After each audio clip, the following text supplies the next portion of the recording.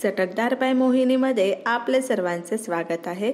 आज आपण चमचमीत तुरीच्या डाळीची भाजी बनवलेली आहे किंवा तुरीच्या डाळीचा डाळ कांदा बनवलेला आहे। अशा पद्धतीने जर तुम्ही तुरीच्या डाळीचा डाळ कांदा बनवला तर खायला अप्रतिम लागतो। कमी सामग्रीमध्ये कमी वेळेमध्ये झटपट होणारा हा डाळ कांदा आहे। सकाळी घाई गडबडीच्या वेळेस डब्यासाठी अगदी परफेक्ट रेसिपी आहे। तर अशाच नवनवीन आणि चटकदार रेसिपी पाहण्यासाठी चटकदार बाय मोहिनीला सबस्क्राइब करायचं आहे आणि बेल आयकॉनवर क्लिक करायचं आहे, म्हणजे नवनवीन व्हिडिओज हे तुमच्यापर्यंत पोहोचू शकतील।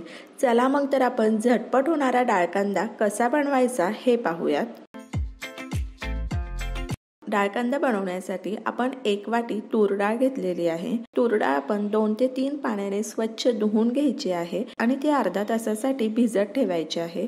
जर तुमच्याकडे वेळ नसेल तर गरम पाण्यामध्ये 10 मिनिटांकरता तूर डाळ तुम्ही भिजवू शकता। तूर डाळ भिजवून ठेवल्यामुळे ती लवकर शिजली जाते।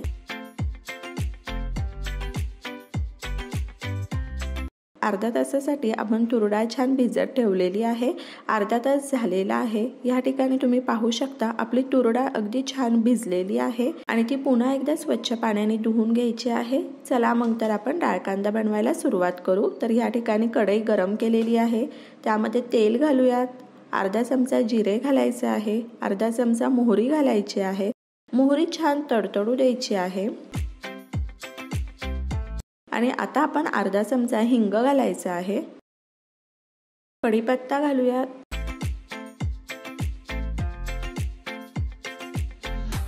आणि 1 हिरवी मिरची घातलेली आहे आणि 1 चमचा आपण आलं लसूणची पेस्ट घालणार आहोत।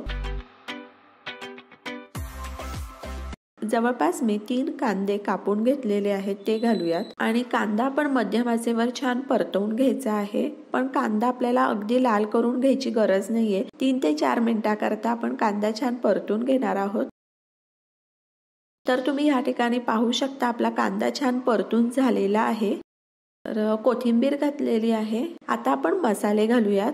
1 चमचा हळद घालायची आहे, 4 चमचे आपण कांदा लसूण मसाला घालायचा आहे, 2 चमचे मिरची पावडर घालायची आहे आणि मिसळून घेऊयात। डाळ कांद्यामध्ये आणखी मसाला घालायची गरजच पडत नाही। फक्त इतके मसाले घातले तरी पण हा डाळ कांदा खूप छान लागतो। कांदा लसूण मसाला डाळ कांद्यामध्ये तुम्ही आवश्यक वापरा, डाळ कांदा खूप छान लागतो। आणि तूर डाळ घालूयात। आपल्याला तूर डाळ 4 ते 5 मिनिटांसाठी मध्यम आचेवर छान परतून घ्यायची आहे। चवीनुसार मीठ घालायचं आहे आणि पुन्हा 2 ते 3 मिनिटांसाठी तूर डाळ छान परतून घेऊयात। या ठिकाणी सर्वात महत्त्वाची स्टेप आहे, मध्यम आचेवर 5 ते 6 मिनिटांसाठी छान परतून घ्यायची आहे। त्यामुळे डाळ कांद्याला खूप छान टेस्ट येते।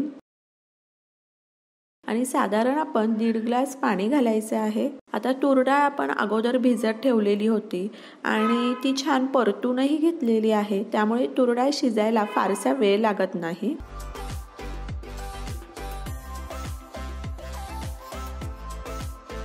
भाजीला छान उकळी आलेली आहे। फ्रेश कोथिंबीर घालायची आहे आणि मंद आचेवर आपण डाळ झाकून ठेवूयात 6 ते 7 मिनिटांसाठी। आता या ठिकाणी 7 मिनिट झालेले आहेत। आपण झाकण काढायचं आहे। तूर डाळ एकदा वर खाली करून घ्यायची आहे आणि पुन्हा झाकून ठेवूया 7 मिनिटांसाठी।